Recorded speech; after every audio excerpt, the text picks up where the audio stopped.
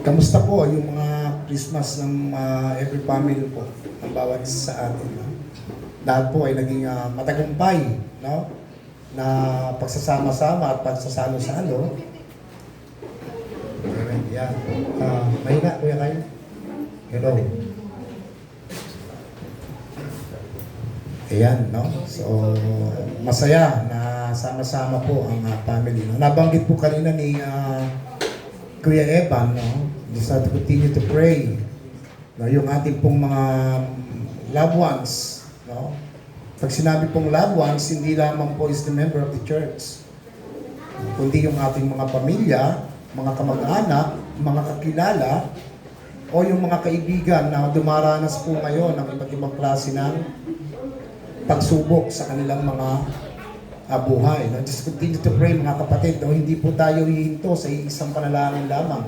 Sapagkat ang bawat isa po sa atin ay araw-araw po dumaranas po ng ibang klaseng trahedya, iba-ibang klaseng testing and trials sa ating pong mga buhay.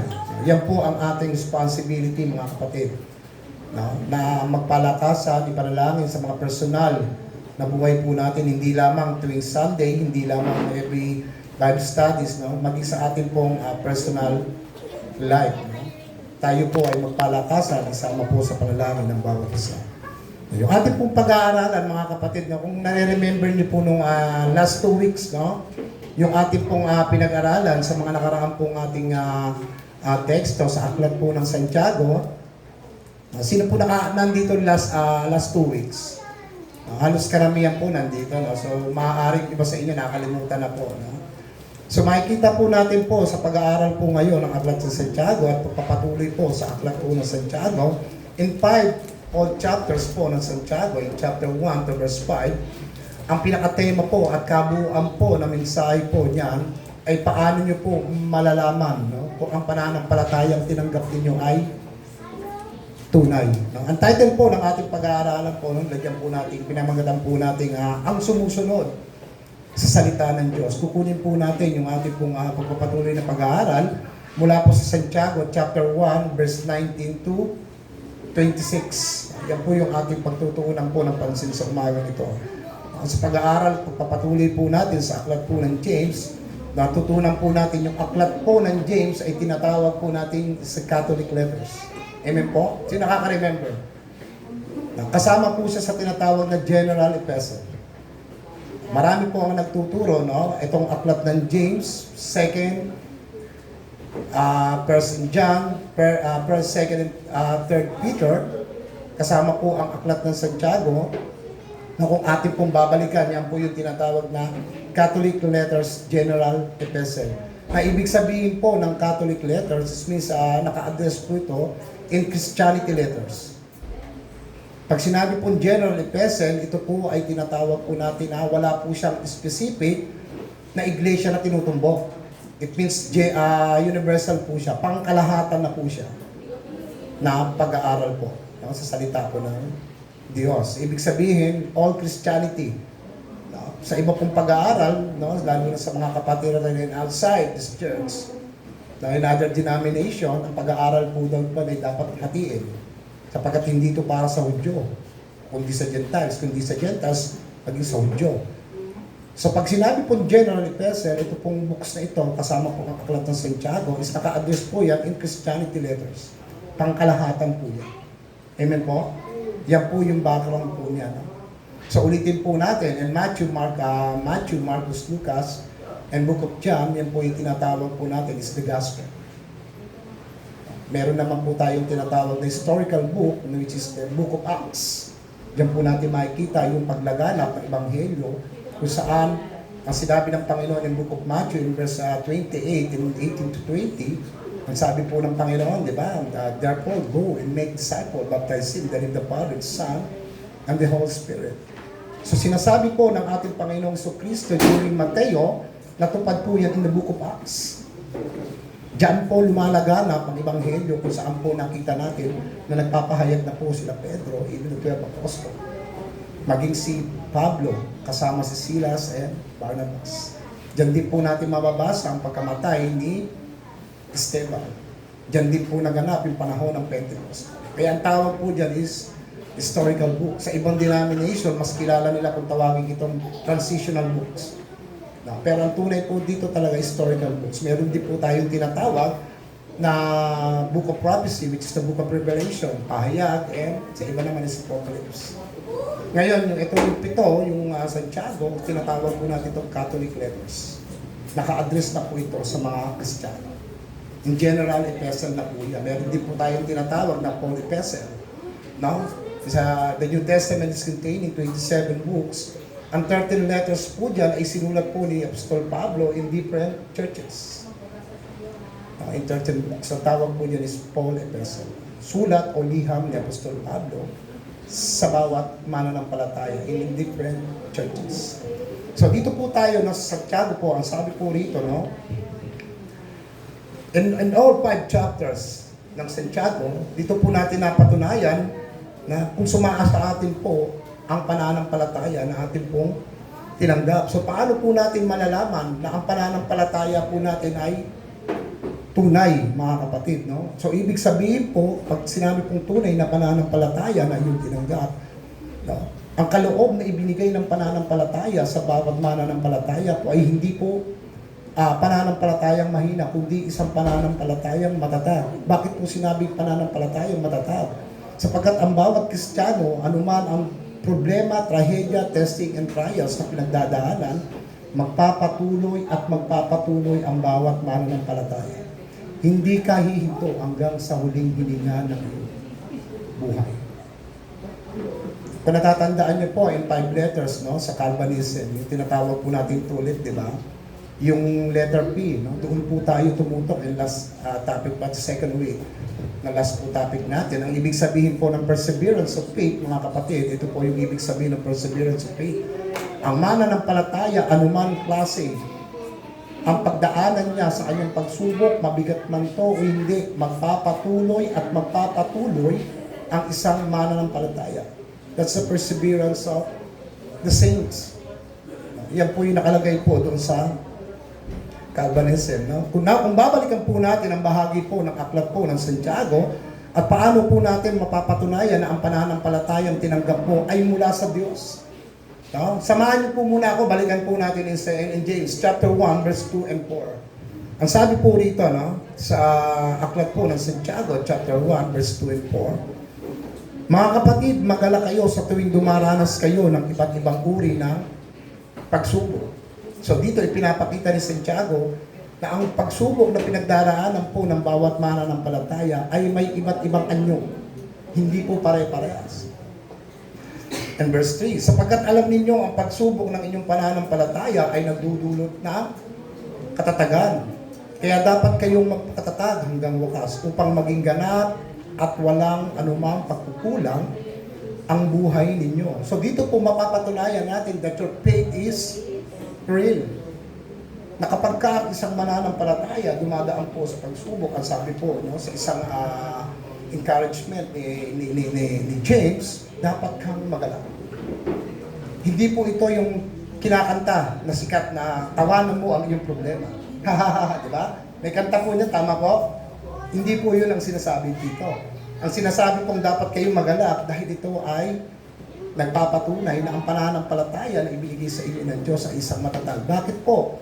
Inaalaw ng Diyos na ang mananampalataya o kanyang mga anak o ang kanyang iglesia na dumaan sa iba't ibang klase ng pagsubok para patatagin ang pananampalatayang ipinagkaloob sa inyo ng Diyos. Kung babalikan ninyo ang sinasabi ng Apostol Pablo in Ephesians 2:8-9, kasama po yung sa reading niyo, di ba? Diba? Tayo ay dahil sa biyaya at pananampalataya, kayo ay naligtas. Hindi ito bunga ng inyong mga gawa, kaya no one can boast. Wala may pagmamalaki ang bawat isa. Amen po? So makita natin doon, mga kapatid, yung istruktura ng Ephesians 2:8-9, yung biyaya and the faith na sinasabi doon ni Apostol Pablo, is kaloob ng Diyos. Yan po ay biyaya ng Diyos sa bawat mananampalataya. No? Kung wala ang pananampalataya, hindi natin mapapagtagumpayan ang iba't ibang klaseng pagsubok. Hindi mo matatanggap si Jesus Christ. Amen po? So, yan po, no? So, dito po nagbibigay po ng paalala si Apostol Pablo si Apostol Santiago sa kanya pong iglesia. No? Kung babalikan po natin ng verse 19, tandaan ninyo ito, mga minamahal kong kapatid.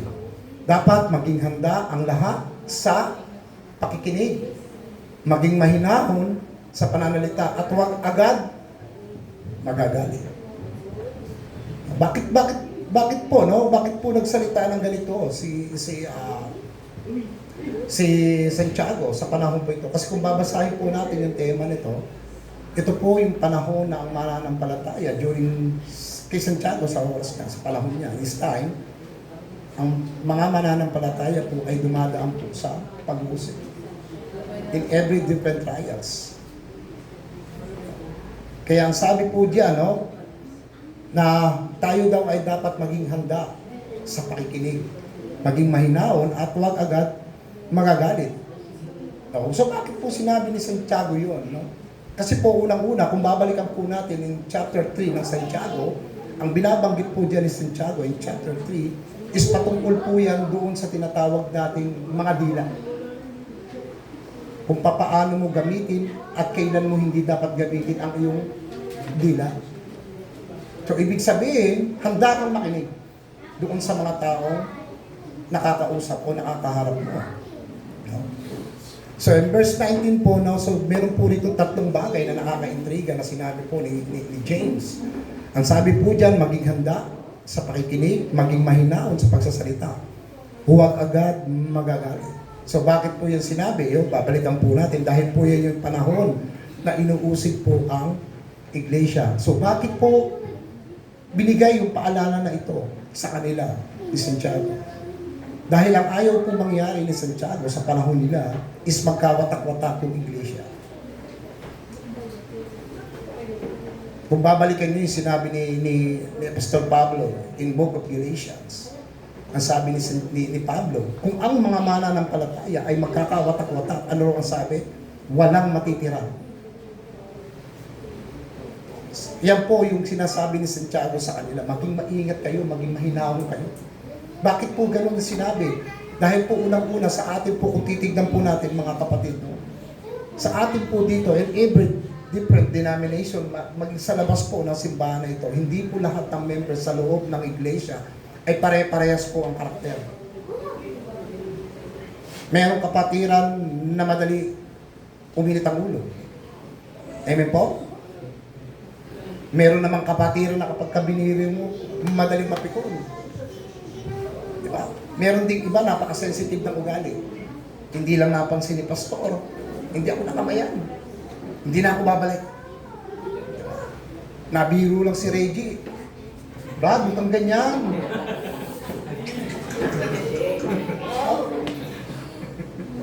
Ano ba ito kanipang anak to? Madali uminit ang ulo. So, ganyan po ang mga audience sa loob po ng simbahan eh. So, masasabi po natin, hindi po pare-parehas. Pero ang sabi po ni Santiago, handa kayong makinig at ang sabi rito, handa po siyang unawain ang sinasabi o ginagawa ng mga members niya. So, ibig sabihin, hindi siya basta-basta magsasalita sa isang tao kung hindi pakikinggan niya muna yung sinasabi ng kanyang kaharap. Yan po yung sinasabi diyan. No?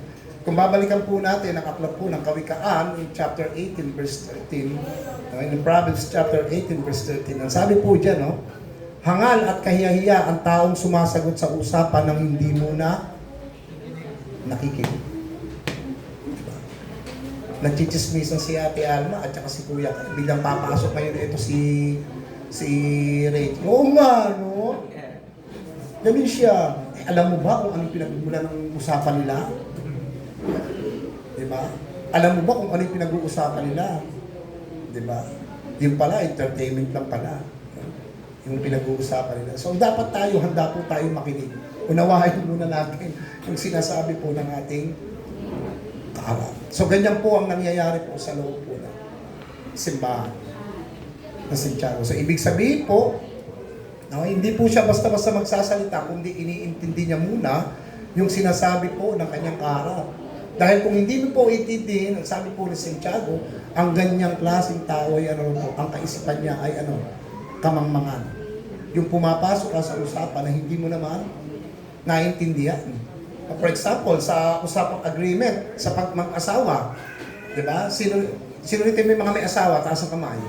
Di ba, madalas kuya, kapag dating sa loob ng bahay, meron tayong toka-toka. Tama ba kuya?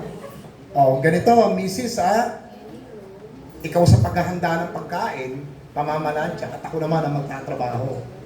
Di ba? So ganyan, dapat iniintindi po natin yung usapan ng bawat individual sa loob po ng tahanan, maging sa loob po ng iglesia. So meron po tayong agreement. So pag sinabi pong handa ka makinig, it means dapat handa ka rin unawain yung inyong pinag-usapan. Ang sabi po ay number 2, maging mahinahon sa salita. No, hindi po ito yung, ganito, hindi po ganon. Ibig sabihin po, malumanay, maliwanag ang iyong ibinibigay na payo sa isang kakilala o isang kapatiran. No, hindi naman yung sobrang lumanay mo naman. No? Pag sinabi po kasi mahinahon, mahina, maliwanag yung pagkakasabi mo, no? Yun po yung sinasabi doon. No? So bakit po nasabi na mahinahon in verse 19? No, dahil po sabi rito, pagkadahan-dahan po ang pananalita, sabi rito, huwag ka basta-basta magagalit. Kapag ka ikaw ay malumanay magsalita, ibig sabihin, yung galit hindi yan kasama. No, lagi silang magkalayo. So dahan-dahan at huwag agad magagalit. May mga tao ba rito madali magalit? Alam niyo mga kapatid, alam niyo mga kapatid, hindi lang ako ang tinuturuan dito eh. Ay, hindi lang kayo ang tinuturuan dito. Maging ako, alam ni Ate Dayan yan. Ako minsan may pagkakataon na madali umiinit ang ulo ko. Madali rin ako magalit sa loob ng tahanan, lalong-lalo na kung meron akong bagay na gustong gawin at pinagagawa na hindi ginagawa. So lahat po tayo ay nakararanas po ng ganyang klaseng karakter na wala pong exempted sa atin dyan, na hindi tayo pwede magtago. Now, ang tanong ko po sa inyo mga kapatid, ang galit po ba ay kasalanan? Taas ang kamay ang nagsasabing hindi kasalanan ang galit. Taas po ang kamay. May dalawa. Ang galit ay kasalanan, taas ang kamay. Si Ate Tit, tatlo sila. Ang galit ay kasalanan, si Kuya tumaas eh. No? The answer is no. Parehas po. Why? Kung naaalala ninyo, aklat po ng Mateo, sa Marcos at John, meron po kasing tinatawag na banal na galit, mga kapatid. Naalala niyo ba si Yeso Cristo, yung ating Panginoon Yeso Cristo, nung pumunta siya ng templo? Pinagwawasak daw. Kasi yung mga nagtitinda, ginawa nilang pugad na magnanakaw. Diba? Binababoy ninyo ang templo. Ano ginawa ng ating Panginoong Yeso Cristo? Pinagtataob. Nagalit po ang ating Panginoong Yeso Cristo. Hindi ninyo nirespeto yung templo. Masasabi po natin banal na galit. Reggie, gumising ka na. Magsisimba na tayo. Puyat ka ng puyat. Inuuna mo pa ang pagpupuyat. Tara na sa gawain. Diba? Anak, matigas sa ulo mo. Ito ang sinasabi ng salita ng Diyos. Ito ang sundin mo. Ito yung nararapat para sa'yo. Nakakainis na ang ugali mo. Hindi mo sinusunod yung salita ng Diyos. Mga kapatid, sa part ng banal na galit po yan. Diba? Pero yung galit na kasalanan na sinasabi po dito, yung nagsasalita ka na, napakatanga mo. Wala kang kwenta. Hindi ka aasenso. Dahil hindi ka binayaran ng utang ng kakilala mo, kakaibigan mo. Hindi ka aasenso, sumpain ka ng Diyos. Maghihirap ka. Yan po yung kasalanan, mga kapatid. Amen po? Kaya hindi po lahat ng galit ay kasalanan. Meron pong banal na galit. No? Yan po yun. No? So, wag po tayo agad-agad magagalit. So, ibig sabihin, dahan-dahan po sa pananalita. So, bakit daw po? Bakit daw po kailangan natin magdahan-dahan? And verse 20 po, in Santiago chapter 1, verse 20, basahin po natin. Sapagkat ang galit ay hindi nakatutulong sa tao na maging matuwid sa paningin ng Diyos. No? Ulitin natin, sapagkat ang galit ay hindi nakatutulong sa tao maging matuwid sa paningin ng Diyos. So, ibig sabihin po, pagdahan-dahan po ang ating pananalita, mga kapatid, kinukontrol po tayo ng Diyos. No? Ipinaalala sa iyo ng Diyos yung salita niya. Palapit ka na, nandun ka na sa peak, no? Ibibitawan mo na yung masamang salita. Pero nung nalaman mo ang salita ng Diyos, hindi pala. Why? Kasi sinasabi sa iyo ng Diyos, anak, hindi naman siya ang kaaway mo eh. Sino ang kaaway mo? Si Satanas. Ang kasalanan o ang kamatayan. Yan ang kaaway mo, hindi yung taong yan. Amen po? Diyan po tayo kinukontrol ng Panginoon. Kapag ka po tayo ay nagbabasa po ng salita ng Diyos, mga kapatid. No? Kung gusto niyo pong maunawaan yung sinasabi ng Panginoon sa inyong buhay, isa lamang po mga kapatid ang sikreto. Kailangan ninyo magbabad sa salita ng Diyos. Dahil kung hindi ka babad sa salita ng Diyos, hindi mo marinig yung kanyang boses. Hindi po yung boses na still voice, ha? Ang sabi sa akin ng Lord, ganito ang gawin ko. Hindi po ganon. Ang sinasabi po ng Panginoon is according sa kanyang pong salita na ating pong binabasa. Man, instead na maglasing ka sa salita ng Diyos. Amen po. Kuya Jerome, isa lang dapat ang asawa mo, ha? Di ba? Yung binabasa natin sa Book of Titus, naalala niyo ba yan? So, diyan tayo nire-remind ng Panginoon, diyan nagsasalita ang Diyos sa atin. Wala na pong still voice, ha? Mga kapatid. Now, sa ulitin natin, kung gusto niyo po maunawaan, mga kapatid, ang sinasabi ng Panginoon sa atin, sa araw-araw natin buhay, the secret, ang susi po, kailangan mong magbabad sa salita ng Diyos. Yan po ay parte na po ng ating buhay. Kung mahal mo ang Diyos, mahal mo yung kanyang salita. Lagi ko po tinuturo sa inyo yan, di ba?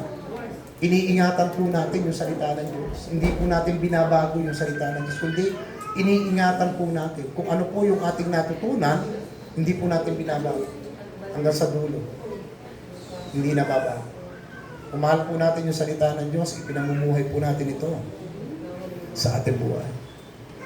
And verse 21, in Santiago, in James chapter 1, verse 21, ang sabi po rito, kaya talikuran na ninyo ang lahat ng kasamaan at marurunong gawain at tanggapin ng may pagpapakumbaba ang salita ng Diyos na itinatanim sa inyong puso na siyang makapagliligtas sa inyo. No? So in verse 21, mga kapatid, no, meron po ritong tinatawag na keyword na ang ibig sabihin po yung salitang pagpapakumbaba. Amen po? Nabanggit po yung salitang pagpapakumbaba. No? Kapag ka po ba tayo ay lumalapit sa Diyos, sinasabi ba natin sa Panginoon, Lord, ako po'y nagpapakumbaba sa iyo. O sinasabi natin, Lord, bahala ka na sa buhay mo, makapangyarihan ka naman eh. Ikaw na bahala sa amin. Ikaw na bahala sa kalooban mo sa amin, Panginoon. Total, makapangyarihan ka naman eh. Kaya mo namang gawin lahat, Lord. Bahala ka na. Ganyan ba tayo manalangin, mga kapatid? No? Kapag ka po tayo ay lumalapit, Lord, kami po ay nagpapakumbaba sa harapan mo. Panginoon, handa po namin sundin ang sinasabi sa banal na kasulatan.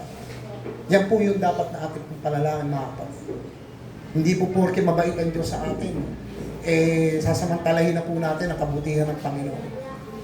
Diba? May mga nagtuturong iba, huwag ka na dapat, Kuya Evan, humingi ng kapatawaran sa kasalanan mo. Total, pinatawad ka na eh. Meron nang gumawa sa kusang Calvary yan eh. Tama naman po yung mga kapatid eh. Pero huwag po natin kalimutan na ang atong lupa na katawan natin ay nagkakasala din po yan. Always po yan, lagi po yan. So, ang salitang pagpapakumbaba, sinasabi mo sa Diyos, Lord, nagkamali ako. Lagi ko nilang ginagawa itong kasalanan na ito. Hindi ko matanggal-tanggal sa buhay ko, Panginoon. Tulungan mo ako na malampasan ito. Susundin ko kung ano man ang nakasulat sa banal na kasulatan. Amen po? Yung po yung sinatawag po na pagpapakumbaba. Kaya tandaan natin, mga kapatid, na ang salita ng Diyos po ay binigay po sa atin ng Diyos bilang salamin ng ating buhay. Diba? Yung mga leaders natin dito, no? Diba? Tinuturo natin yun sa ating pong Christianity. Ang salita ng Diyos, diba? Inalintulad siya sa mirror. Tama ba kayo, Roger? Sa mirror, meron pang sword, bread. Tama? Pero dito, salamin ating buhay, mga kapatid. Bakit po sinabing salamin, mga kapatid, no? Kasi kung ikaw po ay babad sa salita ng Diyos, mas nakikita mo kung ano yung tunay mong pagkatao. Pero kapag ka ikaw yung tao hindi nagbababad sa salita ng Diyos, nakakalimutan mo kung ano yung pagkatao mo. Doon na ngayon lumalabas yung galit, inis, puot, yung mga malalaswang salita. Kasi hindi ka babad sa salita ng Diyos. Kapag babad ka sa salita ng Diyos, parang salamin ng buhay mo yan, mga kapatid. Nakikita mo yung tunay na pagkatao na meron ka. Papaano ka binago ng Diyos sa pamamagitan ng kanyang salita. Diba? Kaya ang sabi po ng Panginoon, no, ng ating Panginoon sa Kristo, no, lumapit sa Diyos tayo, dapat magpakumbaba. So, ibig sabihin, kung pag magpapakumbaba ka, it means handa mong tanggapin ang pagkakamali mo.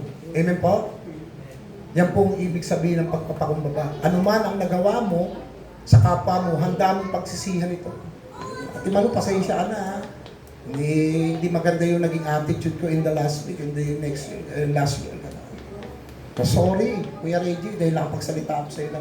Tinatanggap natin yung ating pagkakamali. So ano po ba dapat ang gawin ng mga mananampalataya? So buksan po natin in verse 22. Tuloy po tayo, James chapter 1, verse 22. Huwag lang kayong tagapakinig ng salita ng Diyos, kundi gawin din ninyo ang sinasabi nito. Dahil kung hindi, dinadaya nyo lang ang inyong mga sarili. So ang sabi po ni Santiago, ang bawat isa po sa atin ay hindi lamang taga-upo tuwing linggo. Hindi lamang tagapakinig tayo ng salita, kundi sinusunod po natin yung bawat nakasulat sa banal na kasulatan. It means, kung pumapasok po ang salita ng Diyos sa iyong tenga, dumidiretso po ito sa iyong puso, at nakikita po ito panlabas sa iyo. Amen po? So dito po sa ating pong binasa, mga kapatid, mapapansin po ninyo kung ating pong babalikan. Verse 22, may dalawang karakter po na binabanggit po dito. Dito po tayo magbababad ngayon. At totoo po ito, pagka pumunta po kayo sa loob po ng simbahan, may dalawang karakter po ang tao. So, ibig sabihin po, mga kapatid, mayroong mga pumapasok sa loob ng simbahan, na yung kanyang narinig na mensahe ay pumapasok sa kanyang tenga, dumalabas sa kanyang tenga. Ang tawag po dyan is passive listener. Ibig sabihin po ng passive listener is taliwas sa iyong buhay. Hindi nakikita sa iyo. Yung iyong narinig, dumalabas lamang sa tenga. Diba? Kaya nga sabi ni Santiago, dinadaya mo lang ang iyong sarili. Yung ganyang klaseng pag-uugali. At yung tinatawag po natin na active listener, ito po yung mga Kristiyano o mga members ng simbahan na yung kanya pong narinig na mensahe na salita ng Diyos, hindi po lumalabas sa kabila, kundi pumapasok sa tenga, pumapasok sa puso, diretso sa puso, lumalabas sa kanyang panlabas na pamumuhay. That's the active listener, mga kapatid. So yun po yung dalawang bagay na sinasabi po diyan, no? Kaya sabi nga, yung naririnig, hindi dapat ito lumalabas sa iyong tenga. No? Pag ito ay lumalabas sa iyong tenga, ibig sabihin walang pagbabago sa iyong panlabas. Maging yung kanyang pananampalataya, even yung kanyang behavior and character, hindi po yan nababago. Kaya kung ikaw yung passive listeners, kahit na anong lawak ng kaalaman mo sa Biblia, kahit anong dami ng alam mong memory verse sa Biblia, pag passive listeners ka, hindi mo ito may papamuhay sa buhay ng mga kapatid. Remember that. At meron naman yung mga tao na naririnig na kanyang mensahe, diretso kagad sa puso yan. Nakikita sa kanyang pamumuhay.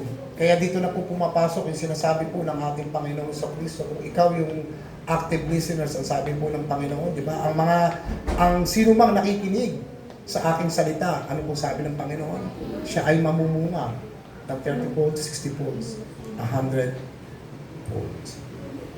Ibig sabihin po, nakikita sa iyong buhay, lumalabas yung bunga ng iyong naririnig.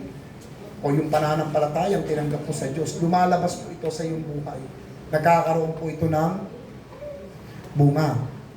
Kasi yung kanyang pong puso ay lumalago po dahil po sa salita ng Diyos na kanyang tinanggap. Ito po ay kanyang ipinamumuhay. Ibig sabihin, yung tao yun is active listeners. So ano pong sabi ng Biblia kung ikaw yung taong passive listeners? Dinadaya mo lang ang iyong sarili. It means ang salitang dinadaya po is useless. Yung ginagawa mo is useless. Wala po itong nangyayari sa buhay mo. Ang nangyayari lang sa iyo, pastime na lang pagpunta mo sa simbahan. No, hindi ito nagririma sa iyong buhay. Yung punla na naitanim sa iyo ng Diyos, hindi namumunga. No, hindi mo inaalaw na yung pananampalatayang ibinigay sa iyo ng Diyos. Lord, palawakin mo, patatagin mo pa. Now, let's continue in verse 23 to 24. Malapit na po tayo matapos. In James chapter 1, 23 to 24. Dahil kung nakikinig lang ang isang tao sa salita ng Diyos at hindi naman niya ginagawa ang sinasabi nito, ano ba sabi nito? Katulad siya ng isang taong nanalamin. In verse 24, pagkatapos makita ang sarili, ay umalis ito at agad kinalimutan ang kanyang itsura. So ano po ibig sabihin nun, mga kapatid? Ano po yung ibig sabihin nun na tayo po ay parang tao na tumingin sa salamin? Pagkatapos nakakalimutan mo na ang iyong sarili. Alam niyo kung ano ibig sabihin ng mga kapatid? Kapag kayo po ay nagbabasa ng salita ng Diyos at kinukumpronta na kayo ng salita ng Diyos dahil mali ang ginawa mo, anong gagawin mo? Babalik ka na sa salita. Hindi to para sa akin. Di ba? Kinukumpronta ka na ng Panginoon. In other words, yung gusto mo lang tanggapin, yun lang ang iyong babasahin. Yun lang ang iyong tatanggapin. Hindi mo tatanggapin yung sinasabi sa dyan, kinukumpronta ka na ng Panginoon. Mali na yung ginagawa mo. Hindi para sa atin to. Ito lang ang tatanggapin ko, napakagandang words na ito. Napakagandang encouragement. No? Nararanasan niyo ba yung ganyan pag nagbabasa kayo, nakukumpronta ako, madalas. No? Madalas din akong tinuturuan ng Panginoon pag ako po'y nagbibigay ng time. No? So, ibig sabihin po, yan po yung mga passive listeners. Yung kanyang narinig po ay ayaw niyang tanggapin. Kung ano lamang po yung gusto niyang tanggapin, yun lang yung kanyang kakainin. Yan po yun. Okay. In verse 25, in James chapter 1, verse 25. Subalit ang tao nagsasaliksik at nagpapatuloy sa pagtupad ng ganap na kautosang nagpapalaya, which is referring to the gospel of Christ. No? Sa tao ay pagpapalaya ng Diyos sa kanyang mga gawain. Siya ang tao hindi tagapakinig lang na nakakalimot agad ng kanyang narinig, kundi ginagawa niya rin ito. No? So ano po ibig sabihin nun, mga kapatid? No? So hindi lamang po mga material na bagay yung pagpapala po sa atin ng Panginoon. Maaaring ang pagpapala rin po yan, yung mga bagay na meron kayo ngayon.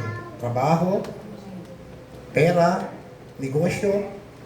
Pero hindi po yan, binabanggit po rito in verse 25. Ang sinasabi po itong blessing na sinasabi po ng Panginoon dito is to change your life.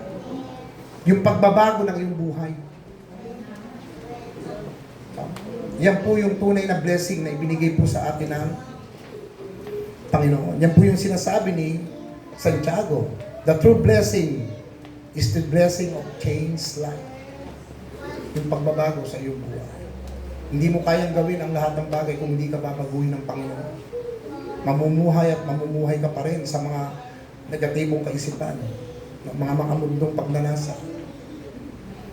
So, ibig sabihin po, lahat ng ginagawa po natin sa puso't isipan po natin, yan po ay pagpapala po sa atin ng Panginoon. Kapag ikaw po ay nagbago sa iyong buhay at nakita mo yung sinasabi sa ng Diyos, kinumpronta ka ng Panginoon, at nabago ang iyong buhay, ang tawag po dyan mga kapatid, alam niyo kung ano? True religion. Yan po yung totoong religion. Relihiyon ng tao. Kasi po, bakit po natin nasabi yan? No? Yan po kasi yung tinatawag na active listener. No? Maraming mga tao na nagsasabing isa akong Romano. Isa akong I'm a Bible-believing Christian. No? Isa akong Reformed Baptist. Pero hindi po lahat na nagsasabi na gano'n, inababago yung kanilang buhay. Kailangan pong mabago ang iyong buhay. Dahil ang tunay na relasyon, ang tunay na relihiyon, yung ipinamumuhay ang salita ng Diyos sa kanyang buhay. Binago ng Diyos ang kanyang buhay. Meron kang tunay na relihiyon sa Panginoon. Meron kang pakikipag-isa sa ating pong Panginoon. Panginoon. No? Na kung ang active listeners po, ang isang tao, ang sabi ng Biblia, pinamumuhay niya po ang lahat ng kanyang mga narinig. No? Yan po yung active listeners. Kaya sabi po ng Biblia, pagpalain po siya ng Diyos sa lahat ng bagay. Pero pag hindi po natin tinutupad ang salita ng Diyos, ano po ang mangyayari sa atin, mga kapatid? So basahin po natin ang 26 to 27. So malapit na po tayo matapos. In James chapter 1, 26 to 7, ito po yung ating, ito po ang mangyayari kapag hindi po natin tinutupad ang salita ng Diyos. Nasabi po rito in verse 26, kung may nag-aakalang siya ay reliyoso, ngunit hindi naman magawang pigilan ang dila niya, walang silbi ang pagiging reliyoso niya, at niloloko niya lang niya ang kanyang sarili. Verse 27, ang relihiyong itinuturing na dalisay at walang kapintasan ng Diyos Ama ay ito, ang pagtulong sa mga ulila at mga byuda sa kanilang kahirapan at pag-iingat na hindi nahawa sa kasamaan ng mundong ito. No? So dito po, no, in verse 26 po, itinuturo po sa atin dito ng salita ng Diyos, no, na kung ikaw, yung taong nakakapakinig ng salita ng Diyos, ginagawa mo ito, lumalabas ito sa buo mong pagkatao. Yun daw yung totoong reliyon. Kapag ginagawa mo, sinusunod mo ang salita ng Diyos, sabi rito, ikaw ay nagiging tunay at yung iyong relihiyon ay nagiging tunay sa Panginoon. Hindi po ito yung relihiyon na pinasasamahan natin, mga kapatid, yung binanggit ko kanina. Marami kasing relihiyon. Ang relihiyon po na tinatawag dito, yung ugnayan mo mismo sa Panginoon. Ikaw at ang Diyos. Kung papaano mo sinutupad ang salita ng Diyos. Yun po yung totoong religion. Hindi po yan nakaayon sa kasamahan, sa pangalan ng simbahan. Hindi po. That's a personal. Yan po ay personal na relasyon mo sa Panginoon. Doon mo makikita kung ikaw ba talaga ay nasa tamang relihiyon. Diba? So marami po mga nagsasabi na ganyan eh.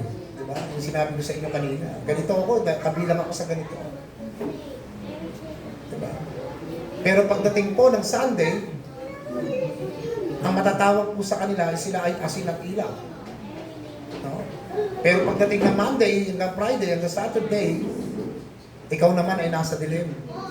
So half light, half darkness. May tinuro natin sa inyo, di ba? Yung asin, yung ilaw ng sa buhay. So hindi po ganun ang buhay ng isang mananampalataya. So tayo po dapat ay nananatili sa liwanag. So yun po yung tunay na relihiyon. Ipinamumuhay mo yung salita ng Diyos. So ano po ibig sabihin noon? No? What that doesn't mean? Ibig sabihin, papaano po ba nasusukat ang pagiging Kristiyano? Kung babalikan po natin ang verse 26, ang sabi po ni Santiago, kung may nag-aakala na siya ay reliyoso, ngunit hindi naman magawang pigilan ang dila niya, walang silbi ang pagiging reliyoso niya at niloloko niya lang ang kanyang sarili. So, ibig sabihin po, nabanggit po dyan si Santiago yung salitang dila. No? Kung ibig sabihin po, kung binabanggit po na ikaw ay tunay na Kristiyano, ako ay tunay na mananampalataya ni Kristo. Pero hindi mo binabantayan ang iyong dila, lumalabas sa iyong dila ay puro kalaswaan, puro pagmumura, puro panunumpa. Hindi ka po tunay na Kristiyano, mga kapatid. Kaya sabi ni Santiago, bantayan niyo ang inyong dila. So bakit po? No? Kasi po, tayo po araw-araw, mas madalas po pag wala tayo sa simbahan, mas madalas po natin kasama mga unbelievers. Yung mga nagtatrabaho, yung mga estudyante, mga nag-oopisina. So dapat po bantayan natin yung ating dila. Kasi kung puros mga unbelievers at namumuhay sila sa hindi maka-Diyos na kaisipan, possible na maging ganun ka rin, mga kapatid. Maging ganun din po tayo. Amen po? Malakas po ang influensya ng mga ganyang klaseng kasama. May tinuro mo na po sa inyo yan, yung nakaraan. Di ba? Kung tayo po ay nakikisama, na-invite tayo ng mga kaibigan natin, what is your purpose? Ano yung purpose mo sa pagpunta doon? Pakikisama sa mga taong ito. Kung ang purpose mo ay maging asin at ilaw ng sanlibutan doon. Pero ang purpose mo ay pumunta doon at gawin din ang ginagawa nila. Kung babalikan po natin yung pag-aaral natin, anong sabi doon? Yung asin mo nawala na ng panlasa. So, ibig sabihin po, tayong mga mananampalataya, pagkasama po natin yung mga hindi katulad ng ating pananampalataya, bantayan po natin ang ating mga dila. Baka mamaya mabanggit natin yung sinasabi nila. Nagiging ganun na rin po tayo. No? Kapag kaganyan daw ang ginagawa natin, ano sabi po ng verse 26? Niluloko mo lang ang iyong sarili. Okay? So tandaan po natin mga kapatid, no? Dito inihanda po si Santiago kung bakit niya po nasabi nito. Inihanda niya po ang simbahan. Ito yung gusto niyang sabihin sa kanila. No? Nabanggit po kasi yung dila dyan eh. Sabi mo, balikan po natin yung in James chapter 3, verse 1 to 12. No? Punta po tayo, akyat po tayo. Santiago chapter 3, verse 1 to 12. Tandaan po natin dito, no? Inihanda ni Santiago ang simbahan. Ito yung gusto niyang sabihin sa kanila. Okay, in verse 1. Mga kapatid, huwag basta-bastang maghangad ng maging tagapagturo ang marami sa inyo. Dahil alam ninyo mas mabigat ang paghatol sa aming mga nagtuturo. In verse 2. Lahat tayo ay madalas magkamali. Kung mayroon mang hindi nagkakamali sa pananalita niya, isa siyang taong ganap at may kakayahang pigilan ang kanyang sarili. In verse 3. Binubusalan natin ang mga kabayo sa bibig para sumunod sa anman nating gustong papuntahin. Isipin ninyo rin ang mga barko na kahit napakalaki at tinutulak ng malakas na hangin, ay napapabaling ng maliit na timon at napupunta ng kapitan saan man niya gustuin. Verse 5. Ganon din naman ang dila natin. Kahit ito'y maliit na bahagi ng katawan, nakagagawa ng malaking kayabangan. Isipin ninyo kung gaano kalawak ang gubat ang masusunog dahil sa maliit na apoy. In verse 6. Ang dila ay tulad ng apoy, napakaraming kasamaan ang nagmumula sa ating dila at ito ay nagpaparumi sa buong pagkatao natin. Katulad nito ng apoy na nanggagaling sa impyerno at sumisira sa buong buhay natin. Number 7. Lahat ng uri ng hayop na lumalakad, lumilipad, gumagapang o nakatira sa tubig ay napapaamo ng tao. Ngunit walang taong nakakapagpaamo sa dila niya. Ito'y walang kapaguran sa kasamaan at nagtataglay ng nakamamatay na lason. Sa pamamagitan ng dila, pinupuri natin ang ating Panginoon at Ama. Ngunit sa pamamagitan din nito ay sinusumpa natin ang ating kapwa na naglilikha ng kalarawan ng Diyos. And verse 10. Mula sa iisang bibig nang gagaling ang pagpupuri at pagsumpa. Mga kapatid, hindi dapat ganyan.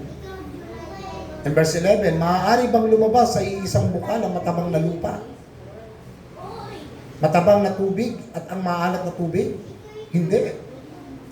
And last verse, mga kapatid, hindi rin maaaring mamunga ng olibo ang puno ng igos o ng igos ang ubas. Hindi rin maaaring makakuha ng tubig tabang sa tubig alat.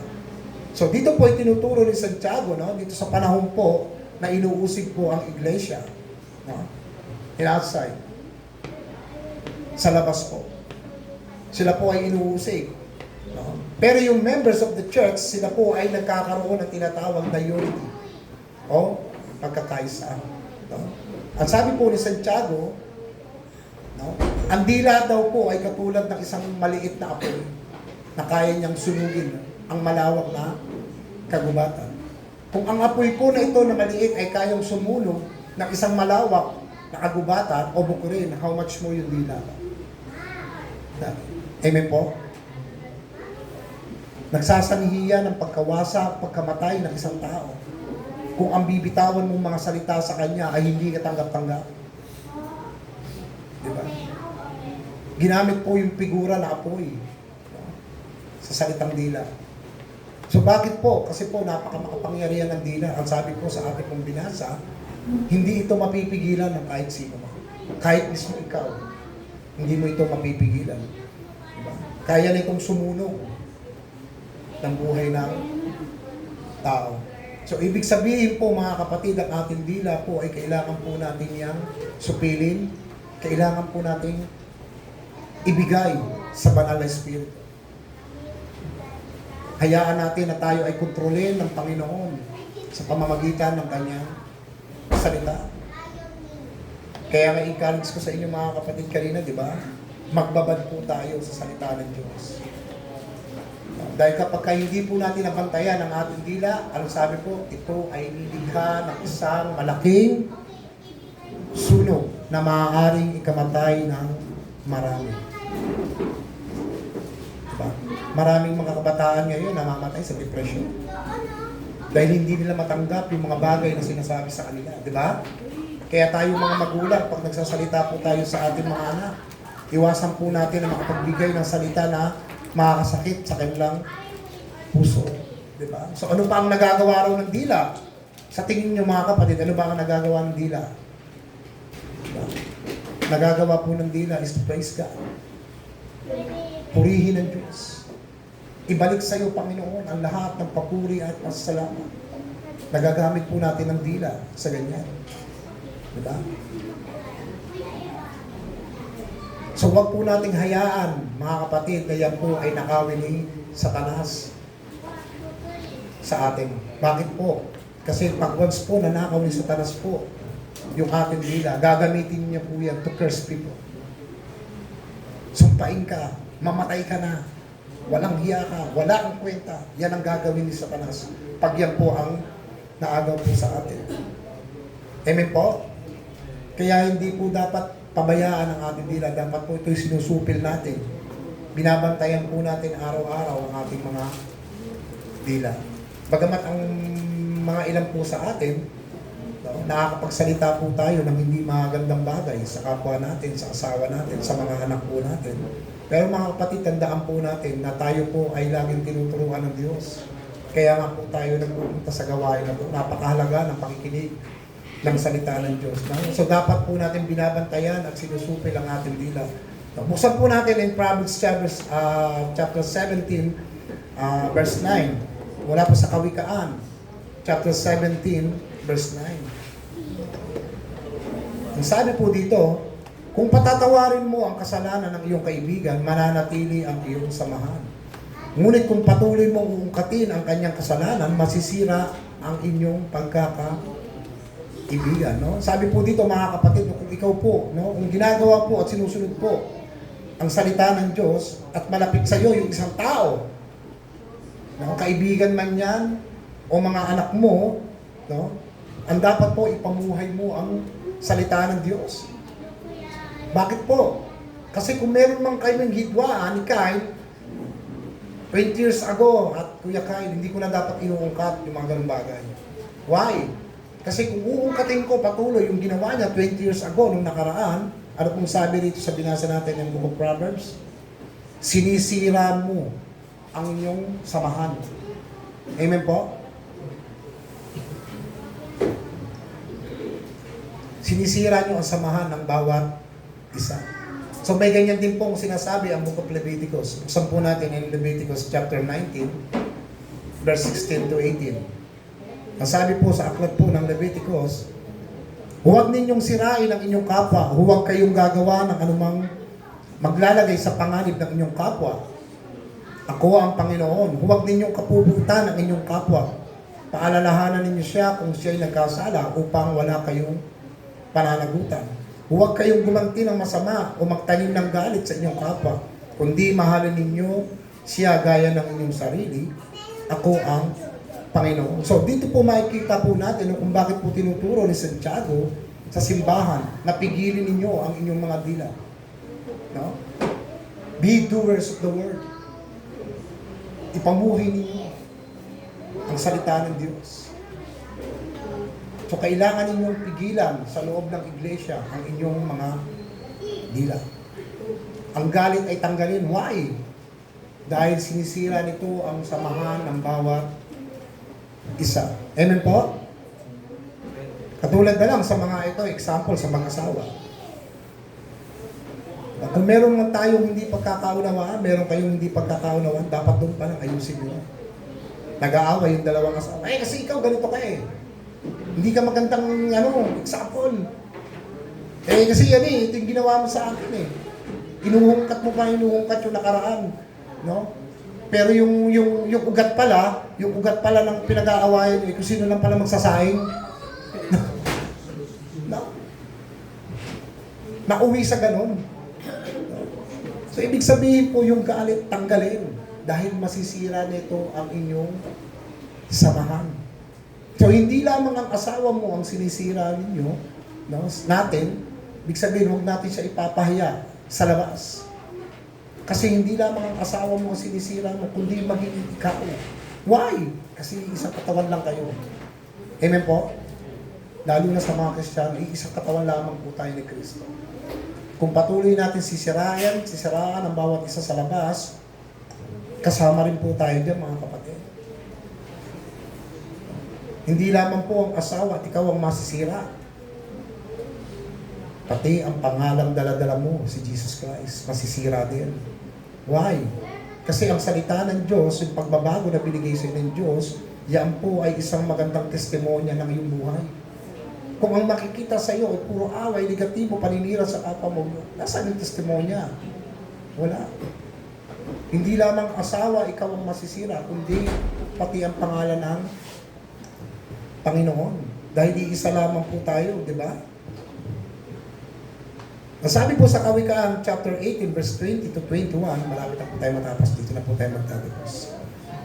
Sabi po in verse 20, sa bunga ng bibig ng tao, mabubusog ang kanyang tiyan, at sa kainatnan ng salita ng kanyang binibitawan, siya ay nasisiyahan. Ang salita ng tao ay makapagliligtas ng buhay o kaya ay makamamatay. Kaya mag-ingat sa pagsasalita sapagkat aanihin mo ang bunga nito. So ano po ang ibig sabihin niya, mga kapatid? Ibig sabihin po, mga kapatid, yung binibitawan na salita natin, maganda man yan, mabuti man yan o pangit, meron pong consequence. May consequences po yung nakakaharapin. Kung ano po ang lumalabas sa iyong bibig, no? Kunyari, nakapagsalita ka na sa isang kaibigan, sa asawa, sa anak mo, na isang salita na hindi katanggap-tanggap, na alam mo makakasakit. Tandaan nyo, mga kapatid, kahit na humingi ka pa ng tawad, hindi mo na ito mabubura. Why? Nasabi mo na sa kanya yan. At balang araw, yung mga bagay niya, pag hindi mo pinagsisiyan niya sa Diyos, ang sabi po rito, pananagutan ninyo yung mga salita na binanggit ninyo. Lahat po, maganda man o pangit ang lumabas sa iyong bibig, lahat po yan ay may consequences. Ha? Dahil kung ano po yung lumalabas sa ating bibig, malaking epekto po yan sa ibang tao. Diba? Kaya nga siya ikinatulad sa apoy. Napakalaki po niya ng epekto. So ano po yung ating pong matutunan po, mga kapatid, sa pag-aaral po natin sa umaga nito, no? Unang-una po ang ating pong matutunan diyan, yung dalawang karakter. No? Saan ka ba diyan? Dito ka ba sa passive listeners o sa active listener? Yan po yung sinasabi ni Santiago sa loob ng iglesia. Kung passive listener ka, ikaw yung taong pumapasok, lumalabas. Pero pag active listener ka, ikaw yung taong pumapasok, kung ano yung nadinig mong mensahe mula sa salita ng Diyos, diretso sa puso, lumalabas ang labas mo. Na ipapamuhay mo yung salita ng Diyos. So bakit po ganon, Kuya Jess? Bakit ko kailangan ipamuhay? Kaya ang tanong, sino ka ba ngayon? Ano ka ba ngayon? Kung babasahin po natin in 2 Corinthians 5:17, ang sabi po sa 2 Corinthians 5:17, no? Ang sino mang na ay Kristo ay isa ng bagong nilalang. Wala na ang dati niyang pagkatao, binago na siya ng Diyos. So, ibig sabihin, ang luma niyang pagkatao ay ano po? Wala na, patay na. So, yun po ang buhay natin, mga kapatid. So, wala na po tayo doon sa tinatawag nating passive listeners. Huwag po natin aksayahin ang panahon natin pagpunta ng simbahan, uuwi tayo na walang natututunan. Medyo may laman, masakit, pero that's the truth, mga kapatid. No? Yung effort ninyo sa pagpunta rito, ano ba ang motibo mo? Dahil ikaw ba ay naimbitahan lang, nandito yung cross mo, nandito yung pinsan, kamag-anak, andito yung boss mo, no? Hindi po yun, mga kapatid. Nandito po tayo dahil ito po ay isang banal na pagtawag sa bawat isa sa atin. Nagpapalakasan po tayo. At yun po yung ayaw nating mangyari sa simbahan na ito, na ang bawat isa po ay magkawatak-watak. Amen po? Kaya po tayo nagbibigay at nagbabahagi po ng ganitong klaseng encouragement dahil po nais po natin na tayong lahat po ay lumago ng sabay-sabay sa Panginoon. At ang huling mensahe po na ibibigay ko po sa inyo mga kapatid, no? Ano man yung nasabi ninyo sa kapatid ninyo, sa nanay, tatay, anak, masakit man yan mga kapatid, kailangan mo mag-repent sa Panginoon.